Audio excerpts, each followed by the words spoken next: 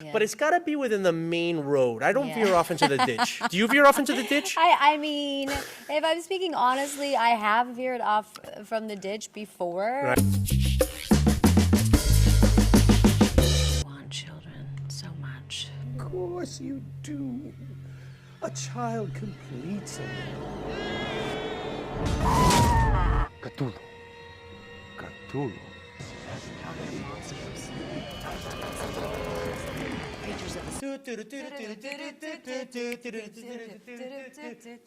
You're so glorious, Stefan. Oh, you got the moves. Okay, let's sit down. All right. All right. Let's put these Okay, you can put these on if you want, but if you have an amazing hairdo today. Okay, I'll leave it. You want to go without it? I'm gonna go without it. Okay, so I have to hear myself because I tend to scream. You know how I am. Okay, I'll put them on and see if I like it or not. But I can hear. Oh God, you're right in my ear. This is so sexy. How is that? You look Hi, so cute. how are you doing? Oh yeah, that's a good tone right there. Ooh, this is like How is this? ASMR. Do you like it ASMR? better? Do you know ASMR? Yes, I just want to seduce you, microphone, so that you work well with me together. That we are in tandem. One, we are as one. I need to go to the bathroom. We'll say. I'm just kidding. Gina Lapiana. Yes. You're on Checkitow. Hola! I'm so happy to see you. I'm happy to see you too. Hola. So we got a lot to talk about. So we'll get into some personal stuff afterwards because Yeah. we've known each other for a little bit and we always have interesting conversations when we see each other. That's right. But starting off, you have a movie that's coming out in theaters. Oh my gosh. Am I here? You know what? Talk to me, but if you want to talk to people, you can talk to them on either one of those cameras. Okay, yeah. We have a movie called The Deep Ones opening in theaters now. I'm so excited. We got a theatrical release. We made this movie right before COVID hit, and so the timing was just so fortuitous, right? We And shot it's- January and February, and then COVID was out by March. It's based on an H.P. Lovecraft novel. Yeah. Now, I don't think that you knew because you get scared easily. Yeah. I was when I was a kid, I grew up on a lot of H.P. Lovecraft stuff. Oh, wow. So and he's basically the one that invented the monster genre. Yes. So tell me a little bit about the deep ones because I see pictures and it's you and Johan Erb. Shout out to Johan, you know, Yeah, a I friend, love Johan, wonderful actor who's a friend of yours, and you guys got to act together. A dear friend, yeah. And the pictures look fun and sexy because it's like bedroom shots of you know. So but there's more to it, right? What is the deep ones about? Absolutely more to it. I would say it is a modern day Rosemary's Baby. Ooh. It's really creepy. It's about a couple who just lost their child. I was pregnant and I lost our first child. And so we're both like recovering from that and we're living in Finland. Johan plays a Finnish fella and we met in London, and so I ended up moving to Finland to be with him and his family, and so we just needed a vacation after such a deep, painful experience. So we end up taking a holiday, like an Airbnb holiday, just near the coast in Santa Barbara. And when we get there, things start to get creepy. Then it's a neighborhood cult, and I witness a sea monster. And the director, Chad Farron, he's big into the creepy monster genre films, and he basically spent most of the budget. We did this thing for really cheap, like a shoestring budget, and he almost spent the full budget on the monster. On the monster. Because it was so important to him, right? But that's the mark of every good monster movie. You know that? Yeah. Well, I don't know. I didn't know until I did this picture. I hadn't had any previous experience with working with monsters, and it was surreal because this monster was just straight out of Alien. I mean, it was so powerful, and the actor was 7 feet tall and incredibly menacing. Like, I didn't have to do much when I was engaging with this You were creature. genuinely scared in those scenes. I was genuinely scared. I mean, not to give away too much, but I have one like major interaction with this monster, and it was terrifying. Did it stick with you after you? Yeah, that's why originally when I was asked to play the lead in this film, I said no. And I don't usually say no to Because of that things. part, the interaction, which we're not going to give away, but I mean, it's... Yeah, it was really intense. I have, my own personal experiences with something similar. So I just thought it was going to be too painful and just dredge up a lot. If I was going to wear that, and where I was coming from in that moment, I was already very vulnerable. So I said, no, I want to play the best friend, Deb, the comedic relief of the film, and I'll help. I'm going to produce, and I'll cast, I'll help you cast the lead. So at that time, I That made him want you more. Yeah, I brought in Johan to play the husband because I know he would be incredible. I've worked with Johan several times, and he's just so gifted and deep as an actor and just fun to work with. So, yeah, I brought in Johan, and then, we couldn't find the leading lady. And so both Johan and Chad Farron, the director, were in cahoots, and they talked me into it. And so the minute I said yes, everything came together. The budget came together. And before I knew it, we were on set. The Deep Ones. The Deep Ones. Is that the original title of the story, or the original story is The Old Ones. Why did they change it to The Deep Ones? We're not trying to be so on the nose. Right, you want to kind of recreate it. Cthulhu, yes. Cthulhu. That was the monster. Because So he was the one that started like making monster myth a genre in the whatever he started, early 1900s. Yeah. Interesting. Oh, it was Okay, such a so did you creepy relieve certain energies? Because you're saying that you were going in there very vulnerable and that you felt that you were going to like tap into some traumatic stuff in your own life. But what did the opposite happen? Were you able to have a certain release? Absolutely. At first, it stuck with me. It's like you said. Was I feeling any of that after? And yes, I went through just like a moment of depression, because it was so much intensity, so fast. And basically the end of the shoot was the big creepy moment. And he waited till the end. Yeah, he waited till the He end. didn't want you to be the quit midway through the thing and say, "This is too much. I'm done." Well, actually, I had to shoot those scenes, and then the next day I had to shoot the opening of the movie.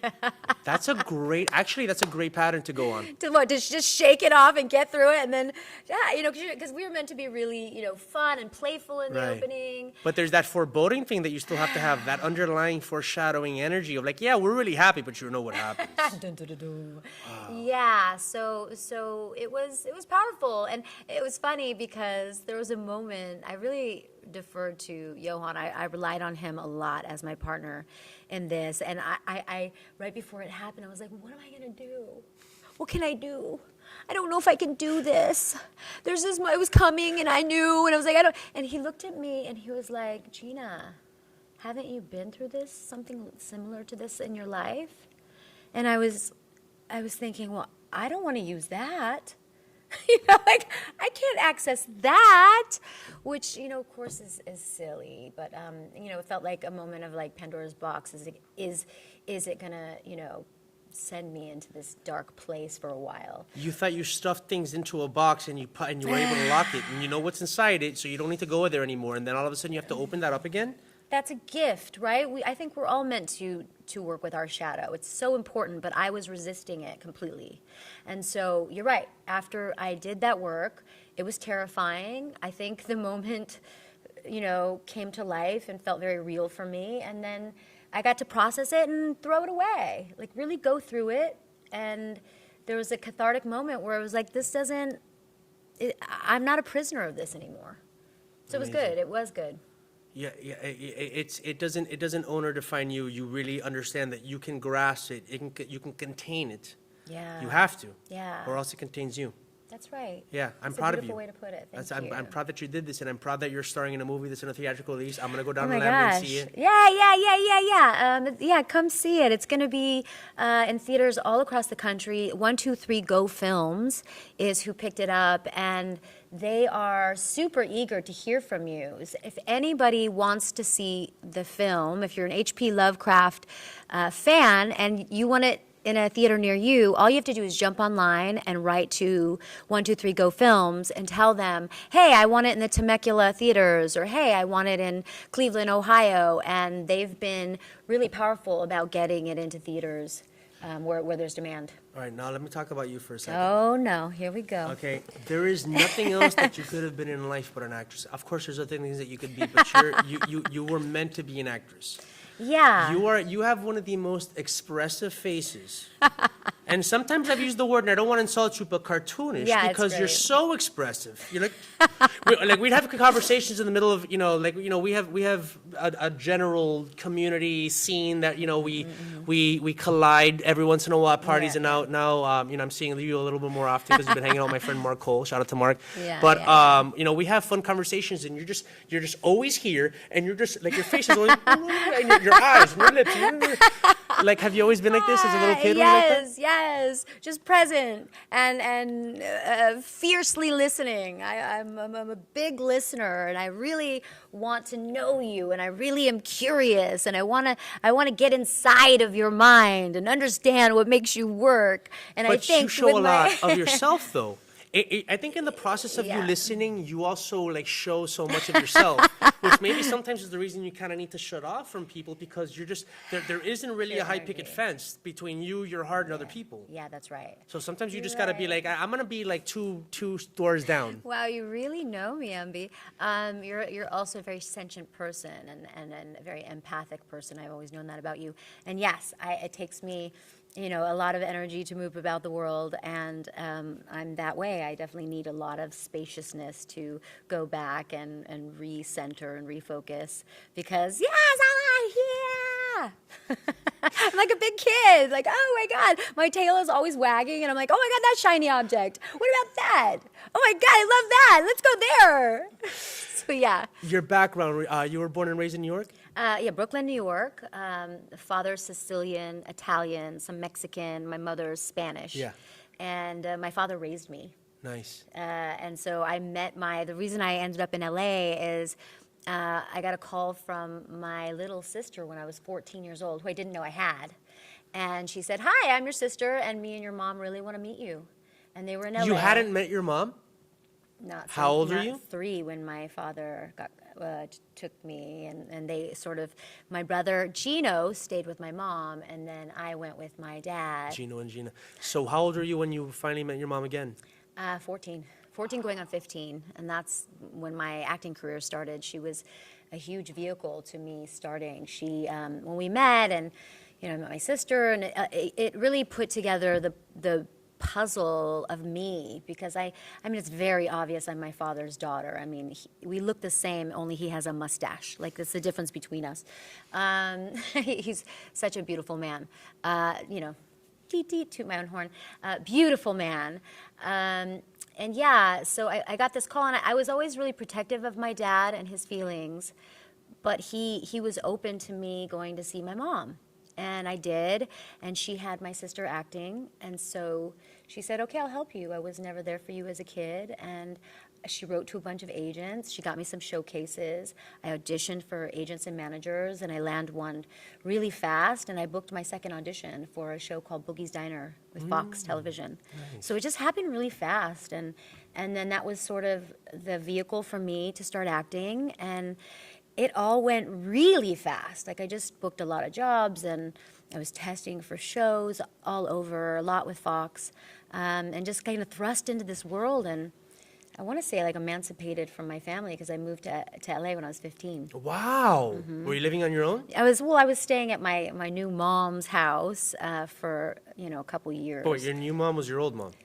My new mom is my birth mother, but I call her my new mom, because I was raised by my stepmom, okay. and so I consider her my mom. My stepmom is Gail, and she raised me, and she did the heavy lifting. So I consider her my mom, and then my new mom was the one that gave birth to me, and we were just friends for just probably until I want to say till I was about 21.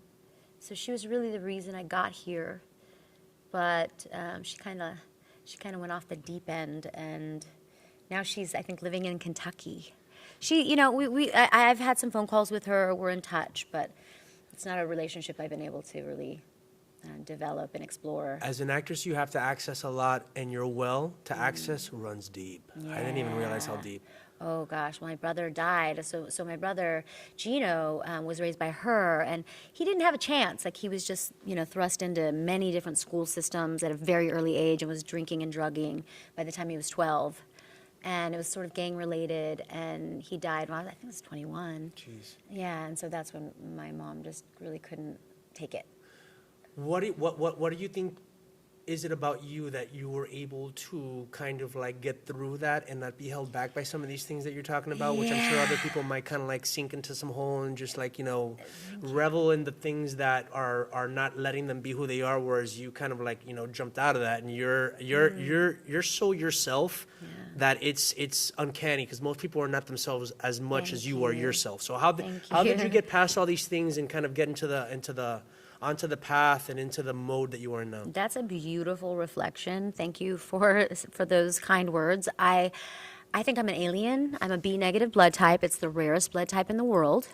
1.5% of the human race is a B negative blood type. We better make sure she's not caught because blood transfusion might be an issue with this one. Exactly. And so they can only trace that blood type back like 6,000 years, I want to say, where every other blood type goes way, way, way back. So they think it's the alien hybrid blood type. So one, I'll say like, I am incredibly strong. It's true. Like strong. Like a lot of things that most people would be in an insane asylum, so I recognize that, and I think it was just really a defense mechanism, and I've just been born with a sunny personality and a belief that anything is possible, and, this little thing is not going to get in my way, and that little thing is not going to stop me from experiencing everything that I set out to do in this life and all the big dreams. Like, I don't wait at home for an audition or for a call. Like, I just keep creating vehicles for myself and for the artists that I'm passionate about. I keep creating, stories and getting them up on their feet so that, we can all work together. At what point did you start? Go ahead. You want to?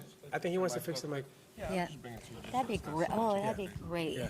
And how is this? Should I take this off? I think you can take it off if you want. You look really cute with it on, but go ahead and take it off. Take it off? Go ahead and take it off. Yeah. Because I can't really hear myself anyway. Yeah, that's fine. Okay. And you have amazing hair. Okay, thank you.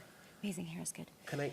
Every time I bring up your hair, I have like a kinky thought. I have kinky thoughts all the time. I know. We talk about this. We should really be able to express our kink factor in this life. Can I tell you what my kinky thought is about your hair? Yeah, tell me. Maybe when I was a little kid, I remember like 3, 4, 5 years old, when I would have a crush on a girl.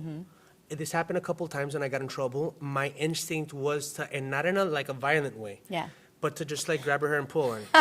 and then I remember when girls would have a crush on me, their instinct was like to like hit me. And I think that I started some like a little bit of a BDSM thing going. Oh, I love it. Have you like explored that in your life? Hell yeah. I think we've talked about that. Oh my gosh, yes. I mean, yes, and. Okay, we're just jumping from people. Like, wow, they went from this one thing. Okay, this is interesting. That's fine. Okay, of course. So let's talk about the kink factor. So I don't know that I knew that I had like a kink, but I always describe my kink as mainstream kink, meaning nothing outside of the sexy, not the ridiculous stuff that's ugh.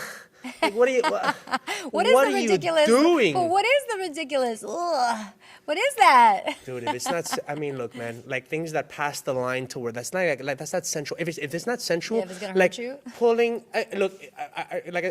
pulling a hair is sensual. Spanking the butt is sensual. Maybe like a little whip, a little thing. Yeah, you don't want to be stepped on with a high heel, like. That can be a little sensual, but like needles and just like hyper degrading, humiliating. It's like what are you doing? Yeah. It's more about like power play. Okay, like you're gonna be on top, I'm gonna be on top. You're gonna be on top, I'm gonna be on top. And then you realize, like when the other person's on top, you're having just as much fun like submitting to their thing. Yeah. But it's gotta be within the main road. I don't veer off into the ditch. Do you veer off into the ditch? I mean, if I'm speaking honestly, I have veered off from the ditch before. Right. I mean, in my youth, I dated a fella. Right.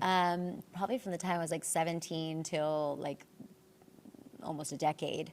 And he was sort of my first everything, and he was just taught me everything I know about everything, and he was such a kinky guy. Yeah. I mean, really was he a writer? Kinky. No, not that one. That one was my next big love of my Are we life. allowed to mention that name? Yeah. Oh, I mean, I don't see why not. Steven Soderbergh? No. Wait, who was the guy that you? Aaron. Aaron Soderbergh. No, Aaron. And Sorkin. Let's get back into okay. So your birth was that was my later second love of my life for me. But yeah, no, this guy, I don't mention names, right? Especially if I'm talking about kinky. Oh no. Yeah, he was just an average Joe. He was in the business, but he just taught me a lot and opened me up to all the things, and probably a lot of things I wouldn't have chosen for myself, but I was so young that I just was like, oh, if it makes you happy, I'll try this, you know? And so in that, I got to learn what my edges were and what worked and like what didn't work. And it was all safe. I mean, he was my best friend and my boyfriend, he was much older than me. So he was very seasoned. That's very and taught me a lot about life and all the things. And I kind of think, I used to look at it in a negative way. I had like a bit of a negative slant. And then I just realized like how important and imperative he was to keeping me away from all the madness of Hollywood. You know, as such a young girl running around, you know, realizing my dreams, like being able to focus on, you know, television and film and theater and all the things that I loved, and music and making records. And I got to do all of that because I had this like serious boyfriend who really shielded me from a lot of the Hollywood madness. Like when you're at that very delicate age, you know? Yeah, because in Hollywood, they want their vampires. Let's be honest. There's a lot of people in Hollywood that are literal vampires, and so that's good that you were protected.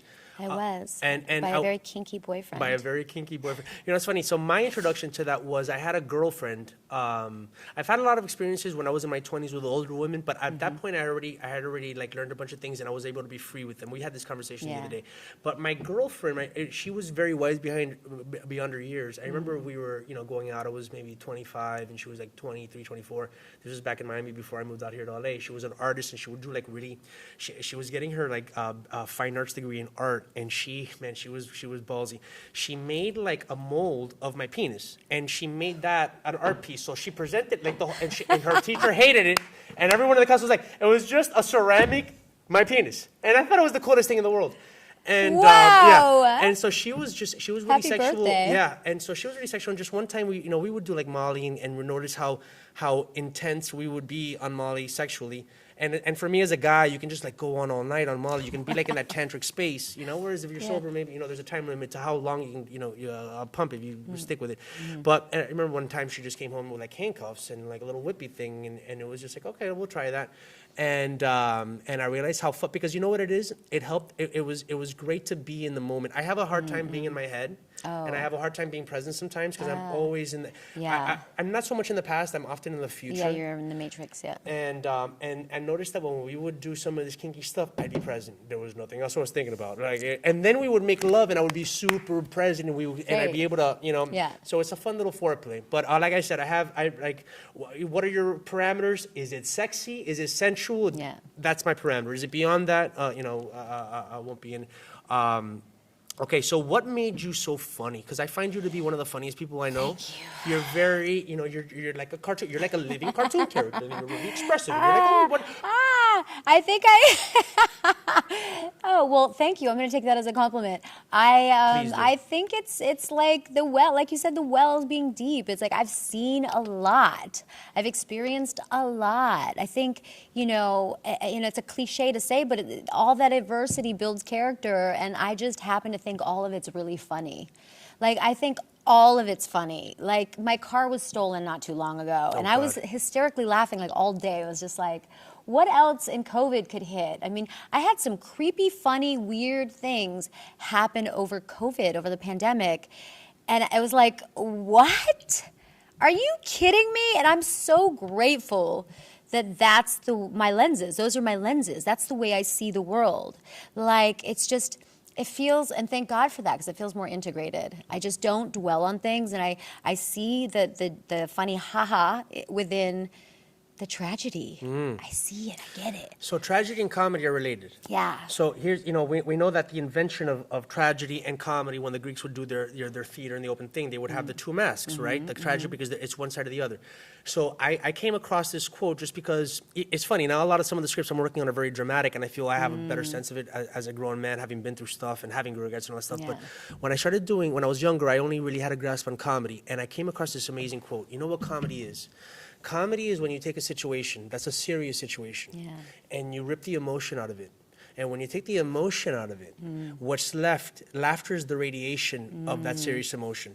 So you're playing a mental game. You're not feeling it anymore. You're thinking about it. Because comedy really is thinking about it. Tragedy is feeling it. Yeah. We can take the same situation. If you just think about it, you'll laugh at like this awful thing that happened. You kind of giggle. But if you feel it, it's sad. And that's why sometimes it's hard to be. So, Yeah, I've been inappropriately laughing in situations that are meant to be so serious. Like that, I mean, that's my first reaction. Like I remember moments, I had somebody at my house. It was like a birthday party, and she was telling such a dark story. I didn't even know this girl, It was like she was telling such a dark story, and it was just so inappropriate. But I think I started laughing because it was so intense, and it was like a stranger, and like. What was her and reaction? So my way was to like lighten everybody up. Like we're in a dark. So I noticed that like sometimes it'll be inappropriate. Like someone will be crying or there'll be an explosion. I'll just be like. I would laugh at you laughing at the situation. I don't mean to, and it's never an insult. It's never an insult. It's just my way of processing. It's. I had to laugh at things so that I wouldn't be crying all the time. Do you cry a lot? I do. I'm also an emotional. Like my eyes get watery. I'm very weepy at all the good things, mostly the good things. I notice that I cry the most when I see people getting their dreams, like when their dreams are coming true. I'm crying if I see anybody on TV, on those, American Idol, and what's the other big one, or the X's with Simon Cowell. Oh, X Factor. X Factor in America, like Shark Tank. Like when people are winning their dreams, I'm sobbing with joy because like that makes me so happy. So I cry at all, just sensitive. You are sensitive. The good stuff and the. You're so sensitive that your sensitivity busts out like 5 feet in front of me. It's leading the way. Yeah, before you walked in, your sensitivity walked through the door. Oh, yeah. I No, but love that's that. a good thing. I do love that. My shadow, my bright shadow, is leading. Yeah. Okay, that's good. I will take that. You're very womanly. Womanly. You're very womanly, but I notice this about a lot of womanly women. Womanly. The womanly is a little bit on the exterior. Okay. I think that in your interior, you actually have a masculine streak. Oh yeah. But that's the mind. That's the person that's A-type. laughing and finding things funny and My analyzing. Yeah. But on the outside, the energy that comes out, okay, is very womanly. More than even feminine. Feminine? No, it's two different things I'm talking about. Obviously, they're interrelated, and there's an overlap between womanly and feminine. But womanly even more. Womanly. Yeah. So what's the difference in your mind? Because we all see things so differently, don't we? Like even words have a different connotation for all of us. So in your mind, what's the difference between feminine and womanly? Maybe the difference between being like girly and being and that's more feminine, Okay. and not that you don't have that, but as being womanly is, I think, having a certain sexual Composure? energy that's always there, and it is composed. It's Composure. not sloppy. Yeah. It's actually very firm. Grounded. It's actually, you stand on it, and it also kind of emanates outside of you, whether you want to or not. You can't help look at someone and then feel your sexual energy. There's some people that try to muster that sexual energy because they don't have it. Have you seen? I mean, Yeah. there's no sexual energy coming out of their face. As much Yeah. as they would want to, Yeah, they would feel weird if they even fucking mustered any of it. You're trying to hold it back. You're like, oh my Yeah. God, this is too much It's sexual so energy. I can't interesting. control it. It's like Cyclops from the X-Men. Like he had to have this visor holding back his rays because he had no Yeah. control over the rays. Yeah. You have no control over your rays. So interesting. One of my best friends said to me this past year, recently, he had said something to me that felt so profound. It didn't occur to me that way early in my life. He said, I've known him for maybe 17, 18 years, one of my best friends. And he said, yeah, the way I've witnessed you is that your sexuality is like a loaded gun, like a loaded weapon. And he said, I realized that you never knew how to shoot that gun. You didn't know what to do with that gun. And he said, it's like somebody handing you a loaded weapon, and if they don't teach you how to use it, you could hurt yourself. You could kill yourself. You could kill somebody else with it. You could definitely kill somebody else with it. You could kill somebody else with it, and so it's really about properly channeling that energy. And he's right. Like I didn't know what to do, and because I was missing that motherly component. Because although my stepmom raised me, we didn't connect in that way. She didn't want to handle that part of it. That's too intimate. She didn't. So I didn't really, and it's fine. It's not, there's no victimization in it. I think, I feel like everything I have is something I chose in this life. But I realized that I sort of latched on to the masculine way of doing things. It's just like getting things done and completing and not making a big story about it, although we're all meaning-making machines, right? So yeah, I feel like I relate to the masculine a lot easier. Does that make sense? Because of my dad. Interesting. And I wasn't told like, hey, do this and do that, and don't do this and don't do that with the dating world and like. But your womanliness is very natural, and I wonder if, on one hand, because you weren't coached through that womanliness by another woman in your life, whether you don't notice it, or number two, because you do have this masculine mind, the masculine mind knows what it's attracted to, and so you're maybe feeding that. But I don't think it's very forced with Thank you. I you. think it comes out very naturally, which is what I'm attracted to. Because if a woman tries to be a woman, the kind of woman I like, and you can see that it's not really there. There's not like there's not some substance behind that surface. Okay. I can't get into it. I need to see there's a deep well in your eyes. I'm attracted to women who are very aware. Because when you're having sex, it's kind of like biting the apple, right? When Adam and Eve bit the apple and they realized they were naked, that awareness, that's what you need to be. This is why I'm not into dumb girls. So let me ask you, are most of your dialogues on this podcast, do they end up being about sex, or is it just, am I just actually, the my special friend one? Jade was here, and she's ready into her sexuality. If not, it doesn't turn into sex. I only talk about sex with people that can handle it, and people who have this energy. Because I feel I'm a very sexual person. I was a very sexual person from a very young age. The first time I masturbated as a boy, I was 11 years old, and I didn't know about the coming part. So I feel so privileged here. Okay, I saw Madonna, Truth or Dare. Remember that documentary? God, and remember she masturbates with a pillow? Oh, yeah. So I thought, masturbating, you hump a pillow. So I humped a pillow, and then all of a sudden my body went. I didn't make the fart sound, but that's. Oh my and goodness. I thought I did something wrong. I almost fainted. I was like, Do you think you're in trouble? You're like, oh my God, I'm going to get in trouble. What is this? Well, I thought, what is this? Like, I don't recognize this. I thought I broke myself. I thought, oh my God, I'm not going to be able to have babies. I because came nobody too told early. you. Yeah. Yeah, so it was a traumatic experience. It's traumatizing, and then you realize the more you did it that this is actually what actually happened. This is what happened. Well, then a friend of mine told me, there's coming. What's coming? And then I got into it. What about you? What was the first time you masturbated? Oh my goodness, you guys. He's just going there. He is going there. I think it was probably very similar. I with one of my best friends growing up, we sort of experimented together, and I think we also used pillows. And I think we watched, there was that famous movie. What was the one that everyone knows? And it's been around forever. I think we saw a movie. John Travolta? Too. No, it's a really old. Blue Lagoon. No, but it's a very old. It's meant to be like a softcore porn. Caligula. Movie. No. Please tell me you weren't masturbating to Caligula. No, it wasn't that. It wasn't that. It was something else. It was like La Rochelle, or like this one that everyone. Emmanuel. I used to stay up and watch those on Showtime. I would pretend to go to sleep and then sneak up to the living room. Emmanuel. Because the TV guy said Emmanuel visits Paris. Emmanuel dates the Yeah. So I think I saw a little bit of Emmanuel, and then we were both like, "What is this?" And we used pillows and sort of found it that way.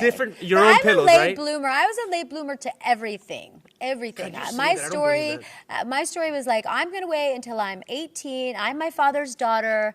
I don't need to do that until I'm fully committed.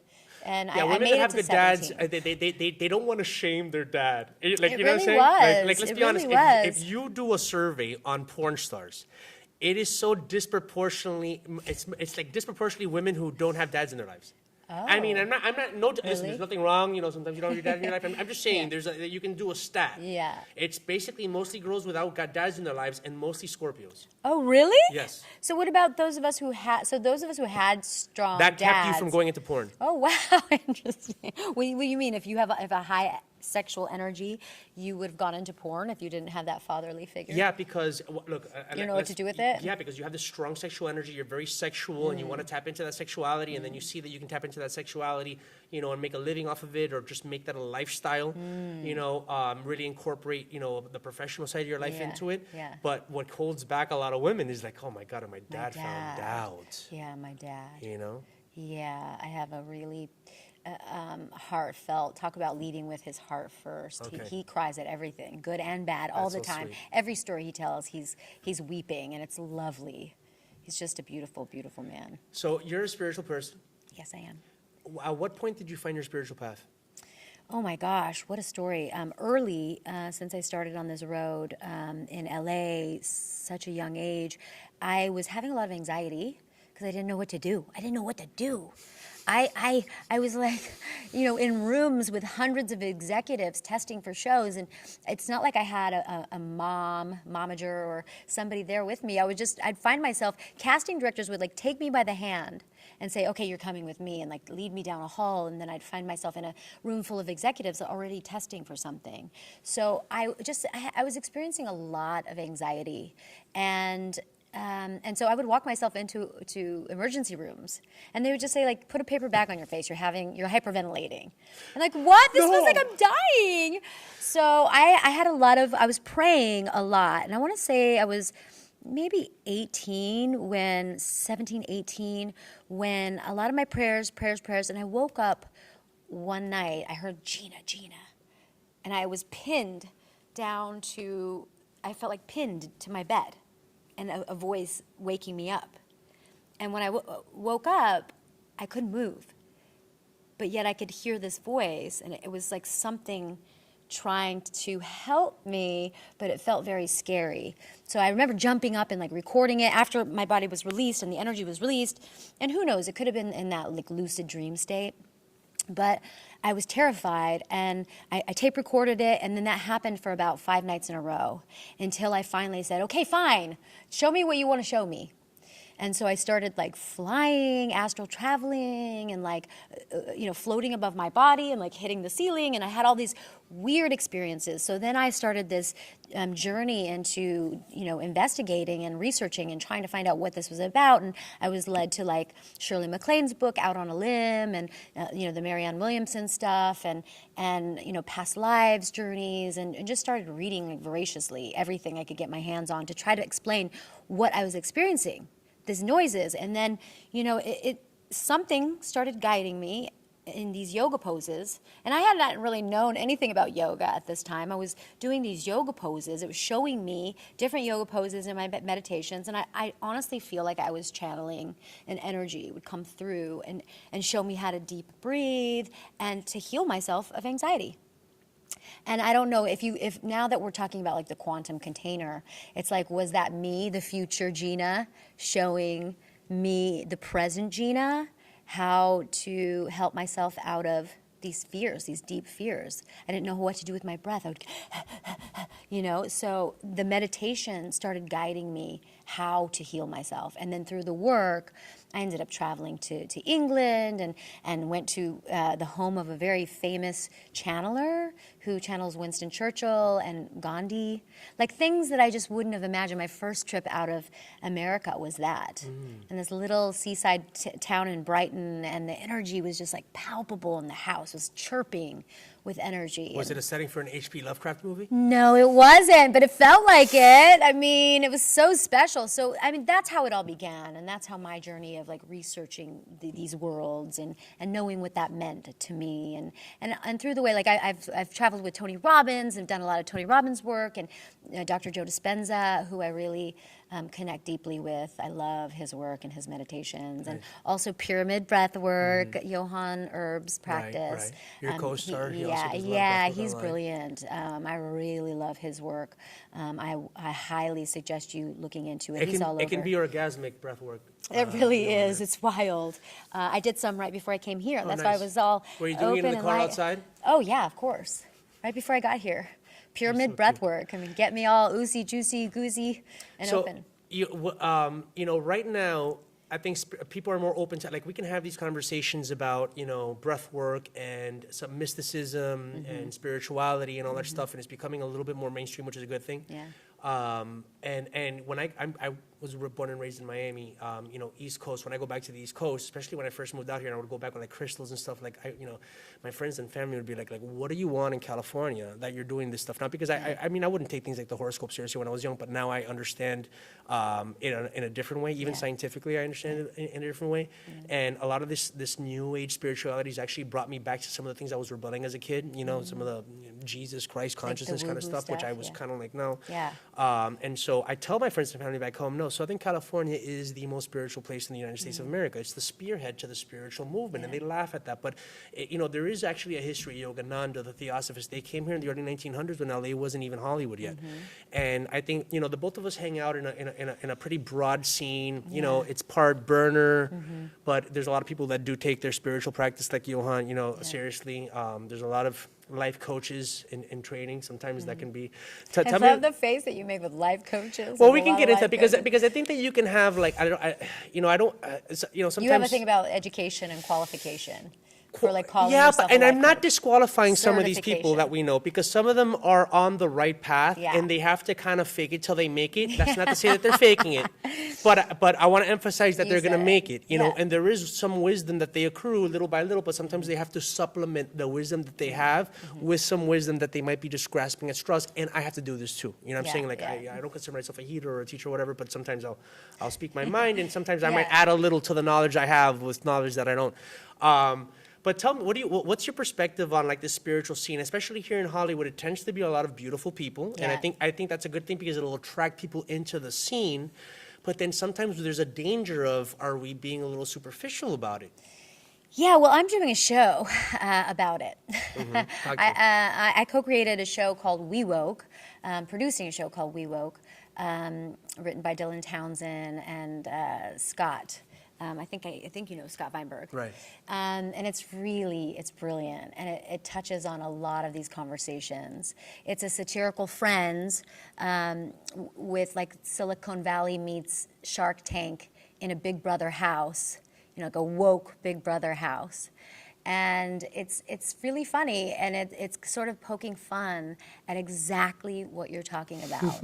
And we take on some real life situations that are important. And for instance, my character is the mama bear of the house, and it's a group of millennials who essentially are coming in to pitch the way to their dreams. So they get to live in the Big Brother style house for free and get their dreams funded. And my character, for example, wants to end homelessness in Los Angeles, eradicate it. So I've created an app called Adopt Me, where I pair wealthy donors with homeless people, where they get, to be hosted and supported for a fixed amount of time so that they can learn a trade and get some humanity back in their life. So there's some real sentiment, and there's some real do-good, like altruistic ideas within what we're doing. But some great situational But then comedy, we've got and then we've got this like the flash guru, the spiritual Uber who runs around. If he needs to tantra you really good at home, then he'll do that, or he'll bring you mushrooms, or he'll come do Reiki healing or whatever. So it's a really fun show, and it highlights a lot of what you're talking about. But one of the positive things, even though sometimes like in this world, and I can't wait to see that show. It sounds hilarious, especially pairing homeless people up with donors, because that's thinking, oh, you want to put your money where your mouth is. We should do that in real life. But I do think that it's kind of cool, like when we go to parties and people are having fun and there's music and we're dancing and we're getting into like our lower chakras. It is cool to see even people who sometimes, because listen, people are judgmental about me. Sometimes I show up to these spiritual things and they're like, this guy doesn't look like he belongs here. Does he not look like a frat boy who's not spiritual at all and is just here to meet chicks? Maybe half of that is true, but I actually am seeking some sort of like deeper meaning in my life. But it's cool that part is there. Like it's cool that in between the partying and the flirting and the having fun and all that stuff and the dancing and stuff, that even the people that go into it superficially get something out of it. They're like, ooh, some of it's stuck. So I think that's a positive, aspect to a lot of your friends who are very beautiful people, They're also really deep and wise, and they do the work. Right. That's the thing, is like, I know what you're saying about how a lot of people turning into coaches, and all of them, my friends are all like on a deep journey to finding the truth. And some of them are really able and capable of turning it into a business along the way, and good for them, right? I mean, everyone in this time in history is looking to pivot. I personally haven't found that thing that I would feel comfortable, coaching or. But you could. Yes, You I could. very much could. I'm very Yeah. qualified, but it feels inauthentic for me to start charging people to give my wisdom. Like that's Yeah. something I give for free to everyone I love. I think that you and me also have, and not just you and me, certain people that we know also have this, we humble ourselves and we are self-critical. And some people that go into this healing coaching space, sometimes it's actually better for their brand or their business to not be so self-critical, to just assume that you are the shit and you know everything. And bro, come over here, I'm gonna fix your life. So maybe that works from the business. But I don't think you and me could ever look somebody in their face and be like, listen, I think I'm gonna that's fix your life. But I think that's their home. Right, The right. truth is, like, from the outside perspective, we're looking in, Yeah. thinking like that's the put on or that's what they have to do to make it okay for themselves. But I really actually think that's who they are. It is who they are. really They are being feel authentic. like walking gods. They are being like, authentic. And that for me, that's everything. It's like it's if it was fake, if it was Yeah. a put on, then we would know, and it actually wouldn't function in the wouldn't. world It the wouldn't right way. Those ones who lead with all that bravado Right. and strength and presence are doing well with it because people see that and they're like, I want to get some of that. It can motivate you. I definitely am like you. I have that self-critical, inner voice that like knocks me down. It's like, you know what? Go out and create and be a goofball in a cartoon. Don't. I love how you describe yourself And as a listen, I'm cartoon now. writing books. I am. I'm a Yeah. cartoon. I want to have the cartoon made. Like that's our next, Okay. I want the cartoon version. I just want to tell you something. A lot of people look at you, including myself, and go, "Ooh, I want me some of that." But we mean it in different ways. Listen, you're yeah. beautiful. Thank You're you. sexy as hell. You're smart. You're funny, and you're talented. Thank you. And before we send off, go ahead and bring Atlas over here. Oh, so a funny thing Atlas. about Gina is that she will go everywhere with here. her self-help Atlas, dog, come and she doesn't care about the Self-help. rules. I love that he calls it what is he? self-help What is it, dog. a coaching oh, dog? Look at he's limping because he was laying down. Ah. No, a coaching dog. No, he's not emotional. What do you support. call- an He's emotional actual- support no, dog. He's an actual service dog. Come Like here, Atlas. Nadine, Come here, our come mutual here. friend Nadine Velasquez has an emotional support dog. It's a little Yes. chihuahua that runs all over the party like her emotions. Come on up. Come say hi to mommy. Come on, So up, this is up. the first dog we've ever had on LATV. Up. Let's get you on camera. Come on up. Do we got him? Yeah, come on up. Yeah, he was. Atlas, up. Say hi. Come say hi. Yeah. Come say hi. Come on. He's an old dog. Come here. Get him up there. Get him up there. Get him up there. Come on. Come say hi. Come say hi. Oh, you just banged his head. Can I bang his head? Come say hi. Hey. Yeah, this was our boy Robbie Stewart's Oh doggy yeah, documentarian who before did he- Shark Fin, Yeah, he made a movie called Shark Water. and he unfortunately passed away filming the sequel to that. So Yes, I was doggy sitting this fella, and he became my guy. He became my doggy. I took on the role, so he's my ward, and I bring him everywhere. Every time I, shoot a job or anything, Atlas is in the trailer, hanging out, being spoiled. He's definitely a spoiled dude. listen, Gina, I'm everywhere. glad we finally got to do this. We've been talking about this for a while. Forever. And I want to do another one once we get some of these other projects out. So Yeah. everyone go see the deep ones. Hit up 123 Films. Yeah, 123 and Go 123 Films. Go Films. Go see it now. It's for the next couple of weeks at the Lemley NoHo 7 right now. And then it's slowly opening across the country. Midwest goes next, and the East Coast will be in a month. And So- then off camera later on, we'll continue that conversation about the whole stepping with a stiletto thing. I think maybe we can, expand on that conversation. Yeah, we have so much to talk about. Let's do this We again always soon. do. This was kind of like a compressed Gina Umbi conversation. Oh that we my would have at God, a I love party. it. So thanks a lot for being here. I love you very much. Let me just give you such a reflection. You are such a badass. You have such a big heart. You're only talking about yourself when you call me an expressive cartoon, because that's exactly who you are. You have so much love. You lead with your big, bold heart and courage. You're so powerful. You're such a good man. I see you just, owning your own network and running stuff. All right, from your lips to God's ears. From Yeah. your lips to Goddess's ears. Gina Lapiana, you've been on Checkitow.